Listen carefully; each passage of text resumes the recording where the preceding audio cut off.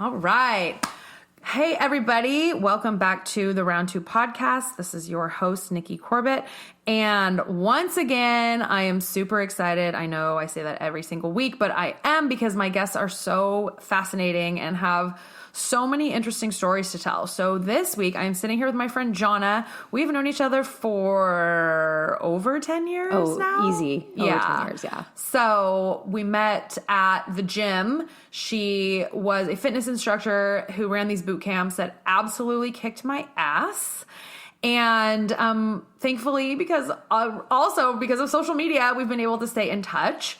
So she has just returned to the area from something that is fascinating and super exciting and super challenging. And then I'm going to let her tell you all about when we get into it. So why don't you introduce yourself? Well, thank you so much, Nikki, for having me on your show. I'm excited to be here. I feel very honored for the opportunity to just share life with you. Yeah. So as you said, we met at the Capitol Athletic Club. Yeah, it was definitely over 10 years ago. Yeah. You were one of my favorite students because you listened well and you would execute 100%. Thank you. So I appreciate that. I enjoy your work ethic very much. Thank you. So no, again, thank you again for having me on. I'm glad to be back in California, if you will, as I just got back from military training, 6 months of being gone. So I'm just acclimating back to civilian life. Yeah. So I had a handful of friends kind of tease me in that you've been teaching boot camp for 15 plus years, and now you're actually going to the real boot camp to experience the real boot camp. Right. So yeah, it's been an interesting experience to say the least. So yeah. Well, that's what's crazy too, is it's like now so many people who have done, workout style boot camps, you're like, this is nothing. It's nothing compared to what is actually done in the military. That's for sure. But I definitely got a taste of my own medicine. Yeah. I definitely got a taste of my own medicine. So you were teaching fitness forever. How did you initially get into fitness? So I started off as a dancer, actually. So in high school, I danced. And then when I went to college, I was working part-time at a dance studio. Oh, okay. I did not know that. Yeah. And so I was teaching a adult jazz class, and it was for the moms. I was teaching at a children's dance studio. And the moms would say after class, like, I don't need to go to the gym today because I did my workout with you. Aww. And they were saying, you should teach like some kind of cardio dance class at the gym. And so that struck my interest. So I went to the gym to let them know that I was a dance instructor. And they're like, well, you need to be certified as a group fitness instructor. And I was like, well, how do I go about doing that? So researched it and spent time studying to get my certification through American Council on Exercise. So while I was going to school, going to college, I studied for my test, tested out, and then I was certified as a group fitness instructor. So I was able to do that while I was attending Sonoma State. Oh, okay. Going to college. And so I started off teaching like dance aerobics, hip hop aerobics, and then it morphed into fitness. Oh, okay. So, well, that's cool. Yeah. All right. So then you ended up in Sacramento. Yeah. So I ended up in Sacramento. I finished school and I was 22 years old. And my sister was going to nursing school down in Sacramento. And she said, come live with me. There's lots of opportunity here in Sacramento. I was in Sonoma County, so there wasn't a lot of opportunity in the small town of Healdsburg. So I moved in with my sister to Sacramento, and lots of doors opened up. Big fitness community in Sacramento. So I got my first gig at Capitol Athletic Club and Step One Dance and Fitness. Okay. Yeah, so nice. So then how did you pivot? Because I'm sure I know, exercise comes in fads and waves and all these different things, right? Where this is the hot new thing. So how did you get into doing boot camp style classes? Well, so I was teaching, like I said, dance aerobics, hip hop aerobics, and then step. I'm aging myself right now, but yeah, step aerobics was a thing, and I loved it, right? Because there was music, the rhythm, the counting involved with it, so it was very up my alley in terms of teaching a dance class. Okay, but then the class sizes started to dwindle, and I think a new wave of fitness was coming in, and that was the circuit training, the higher impact stuff, boot camp. and later would come HIT, but that was still before our time. But yeah, so the circuit training was starting to become a thing, and boot camp like classes. And so once we tested out that format, the numbers started to really pick back up. And we said, okay, we've collected a lot of interest in this format. And for whatever reason, maybe that's just my personality, my type A personality, and wanting things to be done right and to be done well, super organized and efficient with how I like to conduct a class. And the format served me well in how I taught it. And people those were love, tough. They're tough. There's a sense of camaraderie in it because it's not just about you. It's the people around you. That's why you take group exercise classes. You like to feel like you're not doing it by yourself. You're doing it with other people they're in it, doing it with you. So that sense of camaraderie, I think, was a factor that people enjoyed too in taking that format. Oh, for sure. And then, I remember to this day, like I can remember 4 or 5 people that were in, the Monday, Wednesday, Friday, every 6 a.m., we're always you there. were one of them. And that was like our group. And then you start building, like, it's like, oh, like my buddies are going to be there. I'm going to get up and go because I don't want to miss it. Yeah. Yeah. Accountability is huge. How long did you take classes? Well, we lived in Sac from the end of 2009 to the middle of 2011. So it was like about a year and a half that I think I was pretty consistent going there. And what inspired you to start taking boot camp classes or classes in general? Gosh, classes in general. That's a great question. I know. So when I got out of college, so I hadn't done group exercise. I don't believe. I can't remember, but I don't believe. I think in college I went to the gym or ran on the beach or something. But one of my roommates in college, she lived in LA, and Billy Blanks had opened up the World Training Center. Yeah. Yes. And so she was home for the summer, and she had been doing Taibo at his studio. Yeah. And that's when he did that summer. He created all those tapes. So she came back to school and she's like, oh, I have these Taibo tapes. So I started doing those and I was like, wow, this is really fun. Yeah. Well, then I graduated from college and I moved to LA, and I was like, well, I'm going to go take Taibo at the Taibo studio. So I started doing that and I absolutely loved it. Yeah. I was going every single day. I'm sure the energy was Unmatched. infectious. Yeah. Because like Billy taught classes, obviously, but then he had 2 brothers that taught classes, a sister that taught classes, his daughter taught classes, and then there was a handful of other people that taught classes who taught classes as well. But the energy with the family, those classes were always super packed. There would be fog on all the windows and the mirrors, and everybody's just drenched with sweat by the time it's over. And I ended up getting certified because I did. Oh, I didn't know that. Yeah, they were doing certifications because people were in other cities and states and even other countries were wanting to teach it. Yeah. So they did these certification camps. And so I was like, well, I want to go through it. Because one of the things that I really liked about them at the time, still, but what I really liked is that they're very, I don't like using the word religious, but they're Christian. So there's a lot of faith-based. Billy's a phenomenal speaker. Oh, I didn't know that. Oh yeah, there's Bible verses everywhere, and his whole thing was walk by faith, not by sight. And so he was such a great speaker. So he would end his classes and just be so inspirational. So I was like, well, I want to go through this weekend class, even if I'm never gonna teach, right? So I did, and it was so fun. It was really hard, but it was super fun. Oh, how neat! So yeah, so I don't know how that kind of translated, but I think eventually when I got back and was living in Sacramento, I think some of my friends were taking Body Pump and during that era, where Body Pump was big, and then I was going to 24-hour fitness, and so I was taking 24 lift and occasionally taking Turbo Kick and all of those. Yeah, and some cycle classes. Yeah. And then I think I got connected to you from Bobby though. Okay.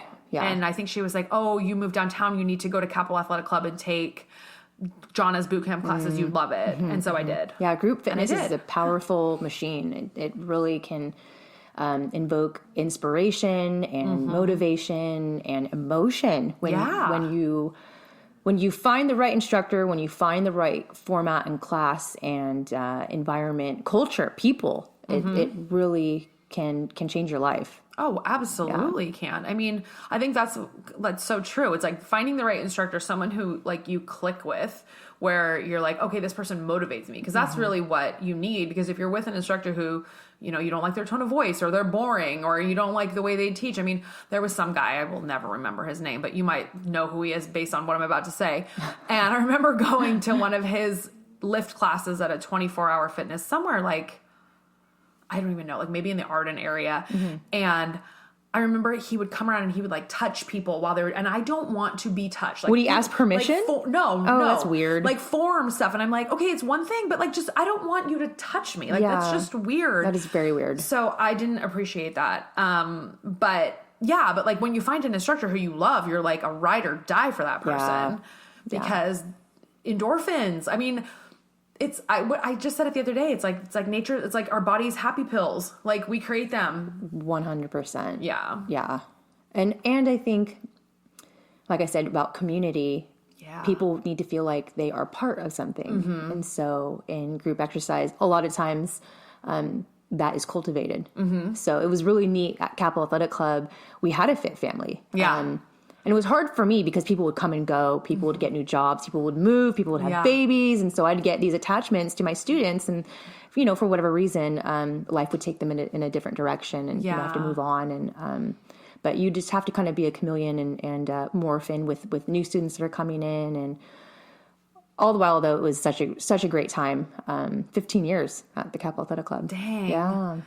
And then one day you woke up and decided, I'm going to do boot camp in the military.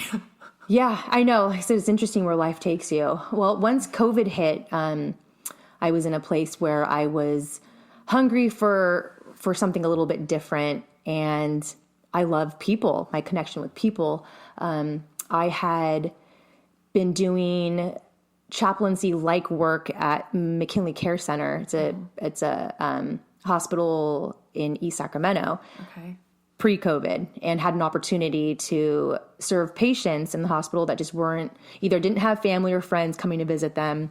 That's so sad. Yeah, it is. It was eye-opening for me in that it gave me a different perspective, because I'm like, how blessed am I? Like, I have 2 arms, 2 legs. I have family. I can come and go as I please. And these patients in this particular hospital don't have that. So I did it for 2 years. I was doing that while I was at Capital Athletic Club, but then COVID hit. So wait, explain to me chaplaincy, what exactly that is. Chaplaincy is an umbrella term for someone who provides faith, love, care to someone that's in trauma, someone that's going through a difficult time, someone that's about to pass away. So there's different types of chaplains. So I had befriended one of my students, actually from the Capital Athletic Club, who was a chaplain at that particular hospital. Oh. Yeah. And so he invited me to come alongside of him and serve these patients. And I grew to love it. I was uncomfortable at first because, I mean, the hospital setting is not a comfortable setting.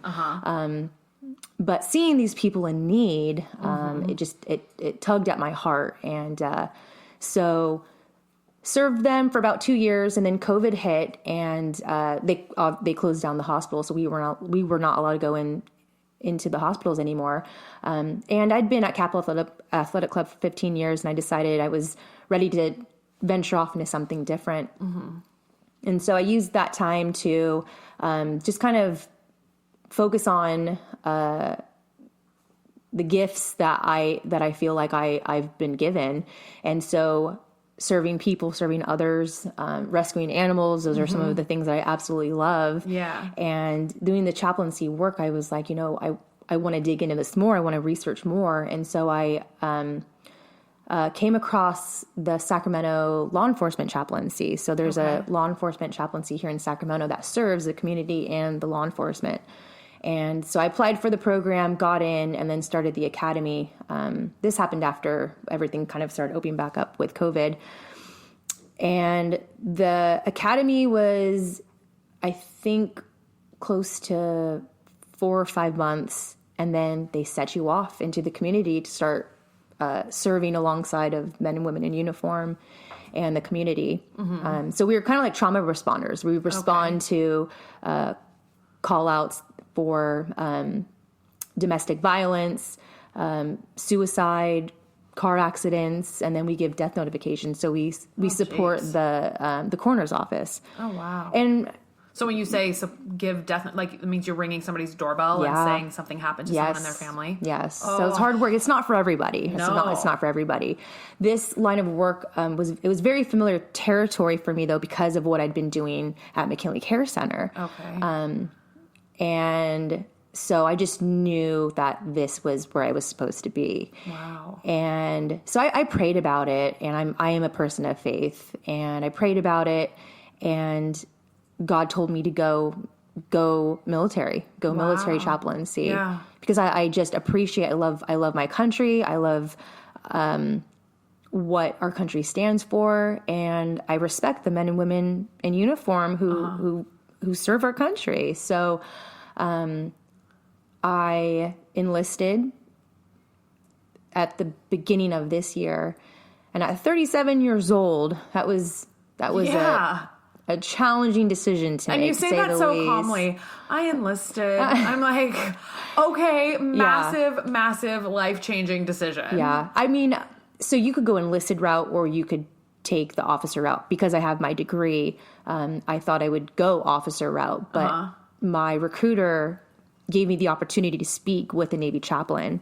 And the Navy chaplain said, you will need to go enlisted route to understand what these men and women go through. So you will not ever be able to support them in the way that they need if you do not go enlisted route, the enlisted route. And that was so profound to me because I realized, okay, that really spoke to my heart. To be a credible source, to be someone that's incredibly empathetic and to understand and be in their boots, so to speak. I was going to have to go this route. I also knew that was going to take a lot of sacrifice on my end. Yeah. But again, my serving heart, I said, okay, like, let's do it. Well, I think too, kind of what you just said about, you're supporting these people as they're going through not great scenarios in life and things that are really hard or really heartbreaking or really hurtful all at the same time. Right. So by supporting them, it's like you also have to have like a sense of leadership to be able to do that. So from a leadership perspective, being able to say like, yeah, I know what you went through to get here. I think that is really important. Absolutely. And at the time when the Navy chaplain was telling me this, I was kind of like, 1 foot in, 1 foot out. I'm like, that sounds nice, but that's asking a lot. That's asking a lot. So I didn't make the decision right then and there. I had to think about it. I thought about it for a few months actually before I finally made that decision to enlist. So no, it wasn't an easy like, well, okay, I think I'm just going to enlist. I had to really think about it long and hard. And I'm so glad that this part of the training is done, but I'm so glad that I did it. It was an eye-opening experience to go through Navy boot camp. And so it was like legit, like what the 18 and 19-year-olds out of college enlisting are doing. Like you did that whole It was thing. the same exact training. Yeah. So I went in as a reserve. So I'm not active duty, but reserves still go through the same exact training that active duty go through. So everything from, consuming the horrible food to the 4 a.m. workouts, to, memorizing all kinds of crazy ranks and recognition. Yeah, we did it all. And so once you get out of boot camp, you pick a job. You have a job that you specialize in. And since I'm law enforcement chaplain in Sacramento, I wanted to go law enforcement route so that I could also see the perspective of what law enforcement go through. And that training in itself was 2.5 months in Texas at an Air Force base. Okay. And Nikki, that was the hardest thing I've ever done in my life. It wasn't boot camp. It was the law enforcement training in the military. It was the hardest thing I've ever done in my life. Have you ever shot guns before? Yes. You have. Oh man, I should have talked to you before I left then. I hadn't had any experience shooting guns before. Yeah. I mean, but I'm talking like, hey, I happen to be here and there's all these guys that have all these cool guns and I just get to try them. So was I doing anything correctly? Probably not, but I mean, they're like, hold it on your shoulder. Oh, yeah. You still had some exposure to. Yeah. I mean, I know what it shooting feels guns. like, Yeah. but, not in your type of environment. Yeah. The environment that we were learning everything in was very stressful. There was a lot of pressure, and we were learning from ex-law enforcement, ex-Navy SEALs. Oh, so dang. These guys have been around the block. Yeah. And they're not patient. Yeah. They're not. They've seen seen everything. Holy smokes. Yeah. That's wild. It was incredibly wild. So for 2.5 months, I went through law enforcement training, and we did 2 weeks of shooting guns, the Beretta, the rifle, and the shotgun. Wow. And we were scored and tested on everything. But I think the hardest part was later, the last few weeks of training was we had to apply what we've learned to real life scenarios. So they would put us in these warehouses where we had to learn how to take out the active shooter. And I mean, in this day and age, that's what we're dealing with. Yeah. The active shooter. That is the number one priority in a lot of law enforcement trainings is learning how to take out the active shooter. Wow. Yeah. So it was intimidating. It felt like going to a haunted house and finding the boogeyman, so to speak. Yeah. So it was very foreign for me, like I said, because I had never shot a gun before, and then learning how to compartmentalize and make decisions, split-second decisions, whether you're going to take someone out. Dang. So they put us in very high-pressured scenarios that, like I said, has completely changed my perspective. Now I look at police officers, and I feel now I have walked in their boots a bit, just in terms of the training, and I can empathize with them so much more now because of that training that I went through. Well, I mean, if you think about it, right? Like, if there was a scenario where there's an active shooter, like 99% of us are going to run the other direction. And we were running towards the gunfire. Exactly. Yeah. And that's what's just terrifying is that, I mean, I think about that sometimes because I have friends who are in law enforcement, whether it's police or fire, and thinking like,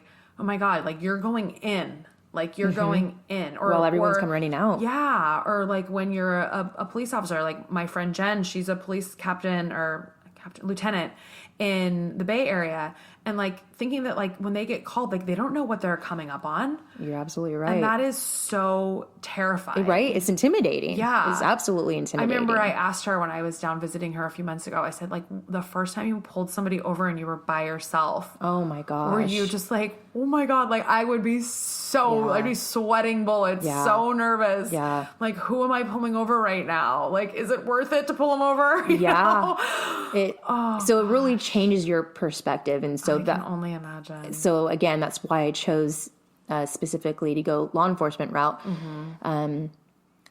So now I'll go back to, because I've been gone for 6 months, I'm getting ready to get back in with Sacramento law enforcement chaplaincy. I'll start back in January, but I'm going to be able to look at the different call outs that I go to through a different lens. Oh, absolutely. Through a different lens, for sure.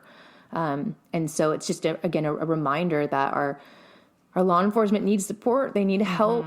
The suicide rate amongst military and law enforcement is increasing at a very alarming rate.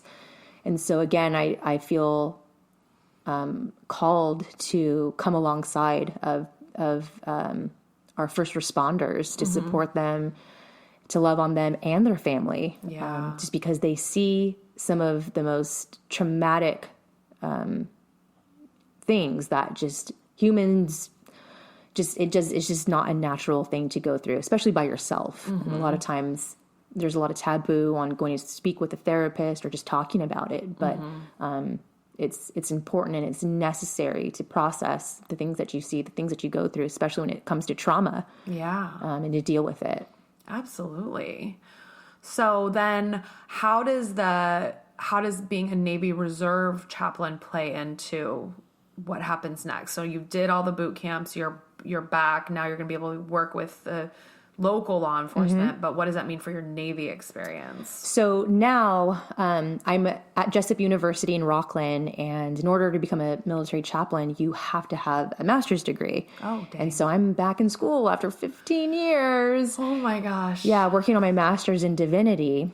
And so What's divinity? Divinity is just the study of God. Oh, okay. Yeah, more specifically. And so this will allow me to apply for the chaplaincy officer program once I'm probably halfway through my master's. Okay. And then I'll go to another boot camp. It won't be as intense as enlisted. It'll be about 5 weeks. And it's basically learning the ins and outs of what it takes to become an officer. Okay. Yeah. So I will have literally worked, from the bottom, worked my way up to becoming an officer. So it's going to be gratifying in that. For sure. Humbling experience too. Very humbling. Like I said, I could have gone officer route because I have my my degree, my bachelor's degree in exercise science. But this route was the way that I needed to go. Yeah. So what was it like being in the boot camp when you're almost 20 years older than some of the people, like literal kids that are there? Yeah. Were you, and also what was the male to female ratio? Oh, that's a good question. Surprisingly, there was a fair amount of females. Not Really? in boot camp. Yes, I would say it was pretty equal. Wow. But once I got to A school, law enforcement, I mean, I think there were 3 girls in our class of 25. Okay. So yeah, not a lot of females sign up to be a master at arms. Okay. But yeah, being around a bunch of 18, 19-year-olds, that was probably one of the hardest parts of boot camp. It wasn't the drill instructors. It was the 18 and 19-year-olds. They, when I say they, military is huge on being a team player. And yeah, you have to be. It didn't matter if I made my bed perfectly or if I passed my 1.5 miles with flying colors. If my teammate didn't, if my bunkmate didn't make, her bed correct, or up to par, I would get in trouble too. Oh, right? wow. Yeah. So it was all about being a team player, and it was really difficult to get these kids to have that mindset because they're so self-centered, right? I mean, that's what they've been exposed to, and so this concept of being a team player was challenging, and I knew that if I led by example, that might help, and it did. It took probably took about 5 or 6 weeks for them to catch on.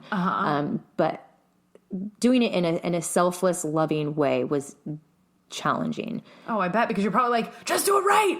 Right. Well, and like the bathroom, for instance, right? I would get ready in 2 minutes and be done. Yeah. And a lot of girls would see that, but then they would take like 15 minutes. And I'm like, that's selfish. You see, what I just did was so that all of us have the opportunity to use the bathroom space for a period of time and then get in, get out. Yeah. So, my experience in boot camp at 37 years old is very different from what, the 18, 19-year-olds were experiencing. But I hope that a lot of them will come out of it in a place where they've grown, where they've matured, where they understand, again, work ethic, and becoming a team player. Yeah. I mean, gosh, you would hope. I mean, you would think after all of that you all went through that it's almost, you have to. Yeah. I remember, there were so many different rules, but one in particular was you could not talk in the chow hall. That's where you eat. Oh. And you could not talk, and you had to have like 1,000-yard stare where you're not looking around. You just had to sit there quietly, eat your food. Huh. And so many times people would start whispering and talking and laughing. And I just thought to myself, like, we're going to get in trouble because you have no self-control. Oh my gosh. So why don't they allow you to talk while you're eating? I mean, it's military. They have their rules for their rules. Everything is, done a certain specific way. It's orderly and very strict. Gosh. Yeah, very, very Was strict. there any time where you could like socialize, for lack of a better word, or just like breathe without worrying that you were going to do something that someone was going to come yell at you for? At night, once the petty officers left for the evening, once they left our bunk area, we were like, okay, the coast is clear. Yeah. But then at that time, you're exhausted. You're so tired. You just want to go to bed. Yeah.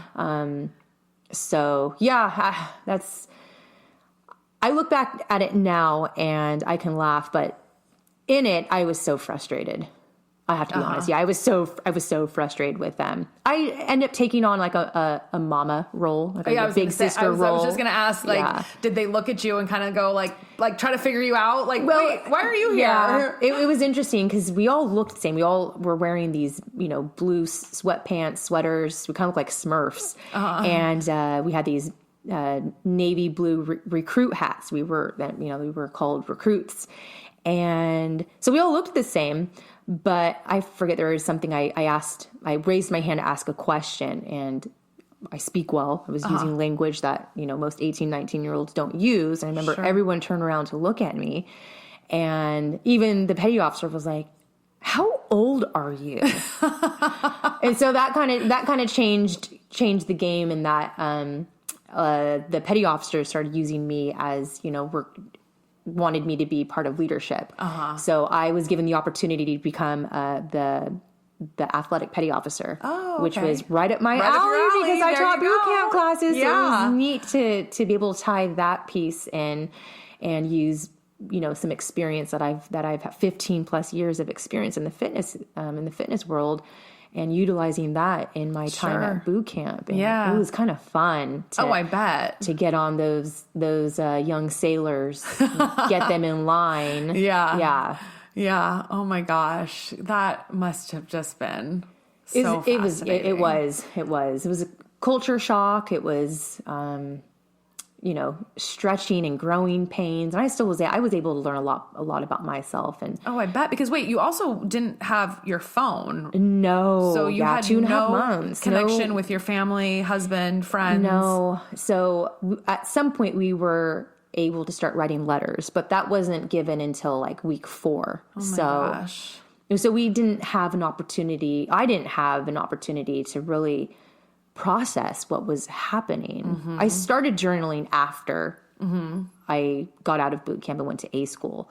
And it's interesting to look back and read what my perspective was, and the scenarios and things that I'd gone through. But yeah, not being able to speak with family and friends, and not being able to really vent to anybody. That was challenging. Oh my gosh, I bet that would be, because it's almost like going back in time, because I mean, I even laugh sometimes when I have a team of most of them are significantly younger than I am. And, some of them are like, I got my first cell phone when I was 10. My goodness. And I'm like, what? I was 18. I was like 21 or something. And like cell phones didn't even exist when I was 10. Yeah. And so thinking that there's like so many, people in the world now who don't know life without cell phones. And I mean, I think I said this as recently as like a week or so ago to somebody, how, even in college, like even though cell phones were around, like not everybody had them. So it's like we would make plans and to be like, okay, hey, it's Wednesday. On Saturday, we're going to go to dinner at this place at 6:00. And we would all just show up. Yeah. And like, we survived before cell phones. And so it's like, I think about having to go somewhere and not only not have my phone, but not have any ability to speak with anybody in my life for an extended period of time. That's literally just got to be like stepping back in time. Yeah. That was difficult. I think watching again, the rest of my shipmates, just, they were missing more of like the social media aspect. Like, I'm missing my Instagram. I'm missing my TikTok. And I just wanted time to be able to, again, just kind of process my feelings and just vent about what I was going through. They did have a chaplain on our ship, actually. Oh, interesting. Yeah. He was really busy, so we didn't really get a lot of time with him. But it was interesting. He came in to speak to all of us, and the Navy's implemented a wellness side of boot camp to ensure that the sailors are in a healthy frame of mind because, mental illness is a thing. And I mean, there are some borderline unhealthy tactics that they use to enforce their rules and regulations and all of that. But I remember the chaplain giving space for us to ask him questions at the end. Oh, that's good. And one of them was one of the sailors had asked, so what was it like for you? How did you deal with boot camp? How did you process it? And I remember the look on his face, because he didn't go through enlisted boot camp. He went through officer route. Oh. And I remember the look on his face, just feeling a little bit uncomfortable, because he had to explain to them, like, yeah, I actually didn't go through this side of boot camp. Yeah. And I'll never forget those sailors kind of smugly looking at each other, being like, what does this guy know? Like, he's trying to preach to us about this and that, and he hasn't even been through what we've gone through. And so that was an eye-opening moment for me too, because I was like, okay, I'm exactly where I'm supposed to be. I'm doing it the way I'm supposed to do it, because I'm understanding the dynamics, and I'm going to have a better perspective on military life. Absolutely. Yeah. Wow. So wait, one more question, because you had just said when you were on the ship. So were you guys, your boot camp was on a ship? No. So no, we were not on a ship, actually. Oh, we just okay. called it a ship. Got it. We were in a building, but it looked like a ship and it felt like a ship. Really? I mean, yeah. Was it really cold? It was really cold, and inside it was, but out, I mean, I went during the summertime. Yeah, okay. But like the windows were frosted. It just, I felt like I was on a ship. Oh my gosh. So no, we were on an actual I wasn't ship. sure. I was like, oh my gosh, you're actually on a ship too? That's even like, they were like making it as real as possible. Yeah, they made it as real as possible, but no, not being on an actual ship. So wow. yeah. That is just, I mean, kudos to you. Like, I can't, thank you. I mean, I know that that's got to be a tough decision to, to commit to the military, period. Yeah. But I think to do it not later in life, not like we're old, but like, later than what is average for people to sign on is a huge decision. It's huge. And then to even go the routes that you went to learn everything that you did, to then do this chaplain work, which, like you said at the beginning, is not for everyone. And to put yourself in those situations where you are helping people, but that it's helping them through really tough times. Yeah. And to be able to, I mean, I don't know, like, how do you end the day and like turn that off or not take on all of that? I mean, that's got to be a really tough skill set. It is, and you learn it in time and with the experiences, and having like an accountability partner, so someone that you do talk to about it. But it is trauma, so the things that you see, some of it does spill into your lane, and you just need to know how to set up boundaries, know how to compartmentalize in certain aspects. I know a few of my first call outs with law enforcement chaplaincy. I mean, they were some pretty intense call outs, and I needed to process it by talking with my accountability partner and doing it that way.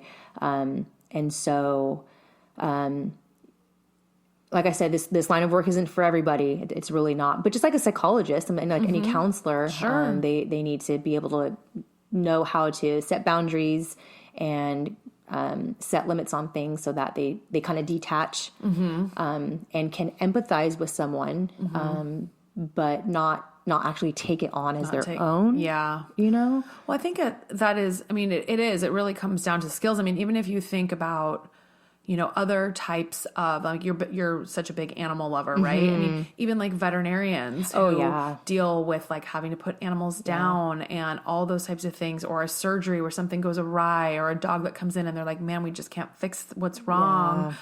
I mean, all of those things, it's like they weigh on you. They do. And I think so many people don't recognize that in so many different professions, there's so much heaviness that comes along with them when you're not a part of that, or when it doesn't affect your life on a daily basis. So, well, and it reminds you that, life, we are incredibly vulnerable. Like tomorrow is not promised to you. 100%. And so we have to remember that life is unfair at times. There's a lot of evil in the world. Bad things happen to good people all day, every day. And so someone like myself who believes, I mean, like I said, I feel like I've been called into this work by God. We have to be able to shine light in areas of darkness. And I just, for me, it feels like such a privilege to be able to come alongside of people who are in a place of hurting, but at the same time being able to protect myself and know my limits. Yeah. Yeah. Well, I think it's incredible, and I'm like so proud of you Thank and so you. excited Thank you for your see. support. I really appreciate it. I course. really appreciate it. Oh my gosh! I know a lot of people look at me and they're like, 37 years old, you've never ever talked about military. Yeah. They're like, but if anyone could do it, it's you. Well, I know, and that's what's funny. I mean, because like we've followed each other on Instagram for years, but we hadn't been chatting with each other as much. And I remember seeing you're going off to do this, and I was like, you know what? If anyone can do it, it's her. That's so if anyone can, then when I saw you were back, I was like, we have to get together. I need to learn about this. No, thank you for this opportunity to come on and chat with you and kind of share my experience. Absolutely. And I'm excited to see how all of this unravels. Yeah. Well, do you have any sort of like social media you want to share, or any way people can kind of like see how this unfolds for you? I'm not highly active on my Instagram, but I do post my rescue work that I do with the Golden Retriever Sanctuary. Ultimately, I want to do canine chaplaincy, so I'll tie in the rescue dogs that I work with, and use them as comfort dogs to support that's veterans and men and women in uniform. That's the best. That's the ultimate goal. So I love that. Yeah. So MSJ Fitness, Miss J Fitness. That's my Instagram. My handle on Instagram. So awesome. Yeah, fit chick with a purpose. Yeah. Oh my gosh, I love that, because I mean, really, like obviously dogs are the best. Oh yeah. I love. Oh, you love Norm. I love Norm, as everybody who knows me knows. I'm obsessed with him. Probably a little bit too much sometimes. It's funny. I'm allowed to bring him to work, which is that's so fun. Awesome. Yeah. And there's, we don't have a large percentage of our company that actually comes into the office on a regular basis. I remember you saying that. But there's a few other dogs that come in on the regular. So he, yesterday I came in, and it's so cute because he goes running out of the elevator and runs down the hall, like where his other dog friends hang out. And they both weren't there yesterday. And he was like, he walked down there and was kind of like, where are my buddies? But then he's also like the grumpy old man because they're younger than him. So they'll like be playing in the hallway, and he'll just sit there and like watch them and just be like, I'm not you doing guys are this today. so childish. And they're so much bigger than him too. So it's absolutely hilarious. But yes, we love dogs. I love Norm. He's such a good boy. Well, thanks again for this. Thank you for having me, girlfriend. Absolutely. It's always a pleasure. And everybody, thank you for listening. As you know, you can find me at Round 2 Podcast on Instagram, and feel free to reach out if you have a story that you would like to share. I would love to talk with you. Thank you so much for being here, and have a great week. Bye.